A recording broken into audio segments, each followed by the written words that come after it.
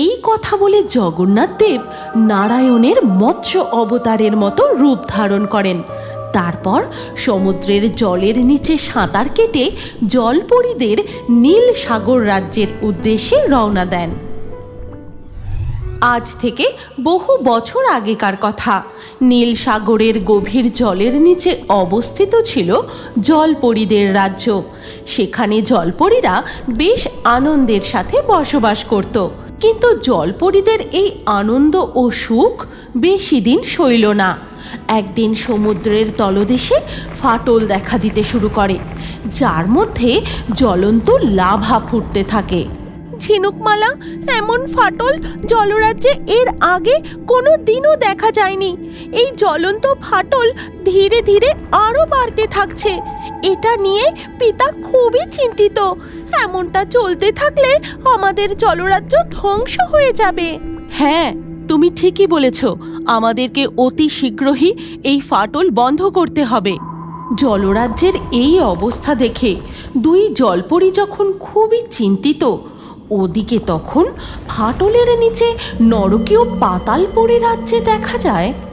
যা এবার তোরা ওই ফাটল দিয়ে বেরিয়ে নীল সাগর রাজ্য থেকে ওই নীলমণি চুরি করে নিয়ে আয়। তারপর আমি হয়ে উঠব যথাজ্ঞা অসুররাজ। আমি এই কাজে বিজয় লাভ করেই ফিরব। এই কথা বলে অগ্নিকুণ্ডের এক অতি শক্তিশালী নাগসেনা নীল সাগর রাজ্যের উদ্দেশ্যে রওনা দেয়। তারপর সে ওই ফাটল দিয়ে জলরাজ্যের মধ্যে বেরিয়ে আসে। আচ্ছা, এই সেই নীল সাগর রাজ্য। আর ওই তো নীল সাগরের মহল দেখা যাচ্ছে। তার মানে ওই মহলের মধ্যেই ওই নীলমণি লুকিয়ে রাখা আছে। এই কথা বলে নাগসেনা মহলের দিকে এগিয়ে যায়। আর তখনই মণিমালা ও ঝিনুকমালা তাকে দেখে ফেলে। ঝিনুকমালা, দেখো, এক অপরিচিত জীব আমাদের মহলের দিকে এগিয়ে যাচ্ছে। ওকে দেখে তো জলরাজ্যের বলে মনে হচ্ছে না। কি দানবীয় চেহারা! ওই জীবটা আমাদের জলরাজ্যে প্রবেশ করলো কিভাবে? দেখে ওর উদ্দেশ্য মোটেও সৎ মনে হচ্ছে না। মণিমালা, তুমি শঙ্খ বাজিয়ে পিতাশ্রীকে সতর্ক বার্তা পাঠাও। মণিমালা এক মুহূর্ত দেরি না করে শঙ্খ বাজাতে শুরু করে।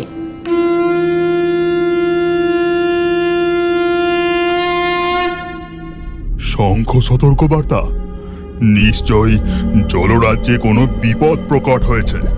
আমাকে এক্ষুনি মহলের বাইরে গিয়ে দেখতে হবে। ওদিকে দেখা যায় ওই নাগসেনা মহলের দরজার একদম কাছাকাছি চলে আসে। আর তখনই জলরাজ বাইরে বেরিয়ে, কে তুমি? কি তোমার পরিচয়? তোমাকে দেখে তো এই জলরাজ্যের মনে হচ্ছে না। আর তুমি আমাদের এই জলরাজ্যে প্রবেশ করলেই বা কি করে? সেসব জেনে তুই কি করবি? নীলমণি কোথায় আছে আমাকে বল। সেনারা, এক্ষুনি এই দানবকে বন্দি করো। জলরাজের আদেশ মতো সেনারা দানব নাগকে ঘিরে ধরে। আর ওদিকে নরকীয় পাতালপুরীতে দেখা যায়। না, এটা কখনোই হতে পারে না। আমার প্রধান ও খাস নাগসেনাকে ওই জলরাজা বন্দি করতে পারে না। এবার আমি আরো শক্তিশালী সেনা পাঠাবো। তারপর দেখি ওই জলরাজ কিভাবে নীলমণিকে রক্ষা করতে পারে। এরপর অগ্নিকুণ্ড দিনের পর দিন এক এক করে তার শক্তিশালী সেনা পাঠাতে থাকে। জলরাজ্যের ফাটল দিয়ে সেই সেনা বেরিয়ে আসে। আর এই দৃশ্য দূর থেকে মণিমালা ও ঝিনুকমালা দেখে ফেলে। আচ্ছা, এবার বুঝতে পেরেছি, এই দানবেরা এই অগ্নি ফাটল দিয়ে বেরিয়ে আসছে। এদেরকে আটকানোর একটাই উপায়, এই ফাটল আমাদের বন্ধ করতে হবে। হ্যাঁ মণিমালা, তুমি ঠিক কথা বলেছ। আমাদের এই ফাটল বন্ধ করতেই হবে। ওই দানবেরা আমাদের নীলমণি চুরি করে আমাদের রাজ্য দখল করতে চাইছে। আমাদের পিতা জলরাজ বেশি দিন হয়তো দানবদের আটকাতে পারবেন না। এইভাবে প্রতিদিনই একের পর এক দানব ফাটল দিয়ে বেরিয়ে এসে নীলমণি চুরি করতে যায়, কিন্তু তারা সফল হতে পারে না। আর এই হার বরদাস্ত করতে না পেরে অগ্নিকুণ্ড প্রচণ্ড রেগে যায়। এবার আমি নিজে নীল সাগর রাজ্যে গিয়ে ওই নীলমণি জলরাজের থেকে ছিনিয়ে নেব, আর তারপর পুরো নীল সাগর রাজ্যকে আমি লাভার দ্বারা। এই কথা বলে অগ্নিকুণ্ড নিজে নীলসাগর রাজ্যের উদ্দেশ্যে রওনা দেয়। সে ওই ফাটল দিয়ে জলরাজ্যে বেরিয়ে আসে। অনেক হয়েছে, এবার আমি নিজে ওই নীলমণি চুরি করে জলরাজ্য দখল করব। এদিকে মহলের মধ্যে দেখা যায় যে কক্ষে নীলমণি রাখা আছে সেখানে জলরাজ তার দুই কন্যাকে বলে, এইভাবে আমি হয়তো আর বেশি দিন ওই দানবের হাত থেকে আমাদের নীলমণি রক্ষা করতে পারবো না। এখন আমি কি যে করি? পিতা, আমাদের সাহায্যের প্রয়োজন। হ্যাঁ, তুমি ঠিক বলেছ, আমাদের সাহায্যের প্রয়োজন। আর আমাদের এই কঠিন পরিস্থিতিতে একমাত্র তিনিই সাহায্য করতে পারেন। কে পিতা? কেই বা আছে এত শক্তিশালী যে আমাদের এই বিপদের হাত থেকে উদ্ধার করতে পারবে? আপনি কার কথা বলছেন পিতা? তিনি হলেন এই জগতের নাথ, জগন্নাথ। একমাত্র তিনিই আমাদের এই অশুভ শক্তির হাত থেকে রক্ষা করতে পারেন। তিনি কোথায় থাকেন? আমরা যাব তার কাছে সাহায্য চাইতে। বলুন পিতা। জলরাজ তার দুই কন্যাকে মহাপ্রভু জগন্নাথ দেবের মহিমার কথা বলতে থাকেন। এমন সময় অগ্নিকুণ্ড মহলে প্রবেশ করে সেই নীলমণি কক্ষে এসে উপস্থিত হয়। এবার এই নীলমণির সাথে গোটা জলরাজ্য আমার হবে। জলরাজ, তুই আমার সেনাদের বন্দি করতে পারলেও আমাকে হারাতে পারবি না।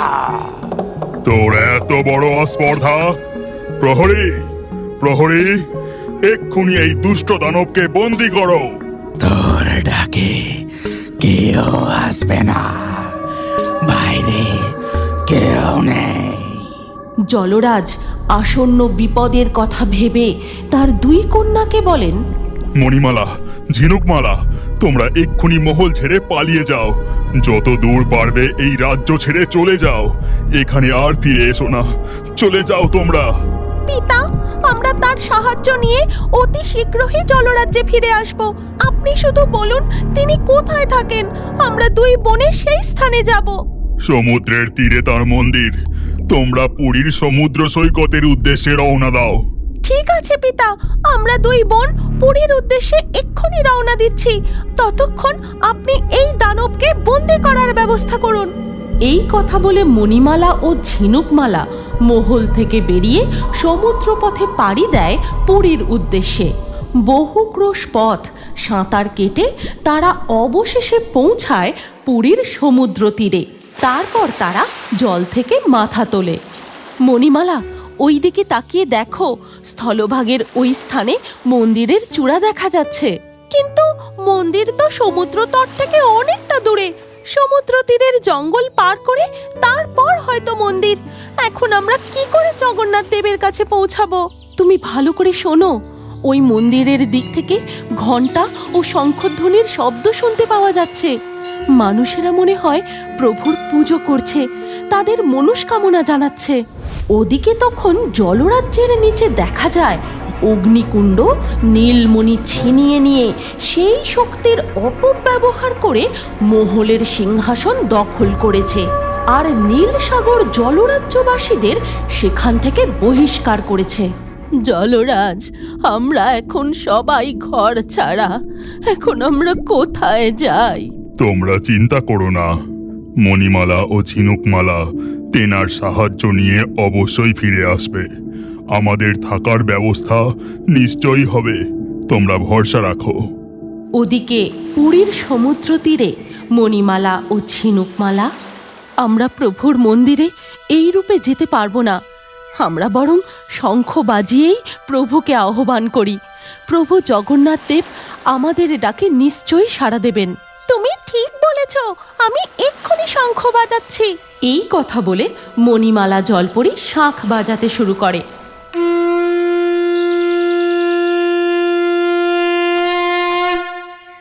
আর সেই শঙ্খের ধ্বনি জগন্নাথ দেবের কানে গিয়ে পৌঁছায়।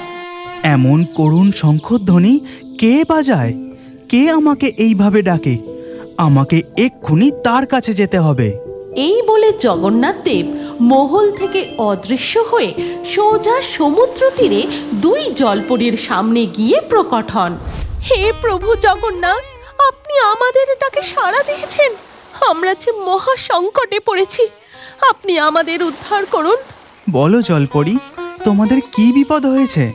আমি তোমাদের কিভাবে সাহায্য করতে পারি? এরপর মণিমালা ও ঝিনুকমালা প্রভু জগন্নাথকে সমস্ত কিছু খুলে বলেন। তারপর জগন্নাথ দেব বলেন, আচ্ছা, তাহলে ওই নরকীয় পাতালপুরীবাসী অগ্নিকুণ্ড আবার জেগে উঠেছে।